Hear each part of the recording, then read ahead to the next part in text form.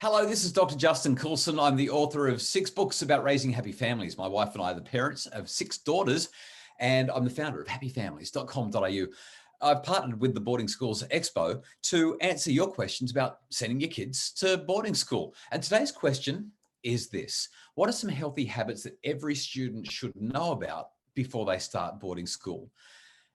It's not going to be a very surprising list, and yet it's really important that as parents we have these conversations with our kids to help them to get an understanding of these habits, because once they're away from us, once they're no longer under our roof, they kind of may not follow them particularly well. The first and foremost, the most important one, the one that I'm going to emphasize the hardest and the most seriously, is sleep. I can't emphasize this enough. Sleep is not a luxury item.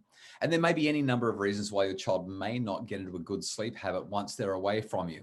They could be nervous and anxious. They could be excited and riled up. There's so much going on. They could be just adapting to a new environment. And the list goes on and on and on. The most important thing for your teenagers once they're at boarding school is that they get into a good sleep routine. That means that on average, they should be getting about 9 hours of sleep per night. At that age, sometimes they even need 10, certainly nothing less than 8. So much research that says that our kids need good sleep habits, which means they need good sleep hygiene. That means we want to minimize their access to phones and screens when it's bedtime. We want to make sure that the environment's dark, that there's not too many distractions and noisy things going on, and that they're getting to bed at a reasonable time. The last thing that your child needs, if they're going to thrive at boarding school, is to be going to sleep at about 1 o'clock in the morning or even 11 o'clock at night. It's just too much. Next, some good food habits will be helpful, because once they're out of your care, there's every chance that with that little bit of pocket money they get, they're going to be straight down to the supermarket buying bags of lollies and going, "Oh, this is amazing. It's a party in my dorm room every single night." We need to teach them the importance of having a healthy, balanced diet, getting good breakfast, good lunch, good dinner, and sure, have some snacks, but let's make sure our habits are healthy and that the proportions are right. That is everyday food versus sometimes food. If you can, encourage them to be in a regular pattern of exercise.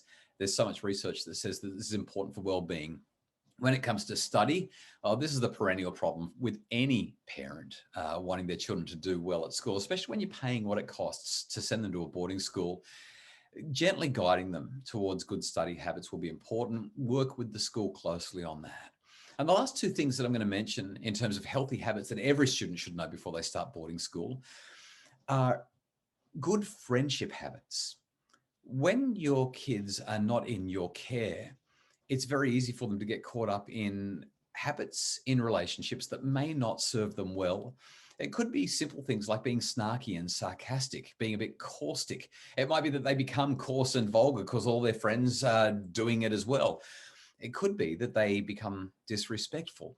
It's critically important that you help your kids to know that they need to be in the habit of being respectful and honoring your family name, as well as recognizing that they're going to be representing a school, whether they like it or not.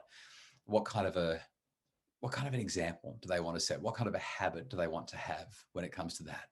And last but not least, if you have any kind of spiritual practice that's important, you might want to talk to your kids about how they can practice that while you're away from them or they're away from you, so that they can maintain those healthy habits and can continue to thrive even while they're not in your care. I'll be back with another Boarding School Expo video soon. I'm Dr. Justin Coulson.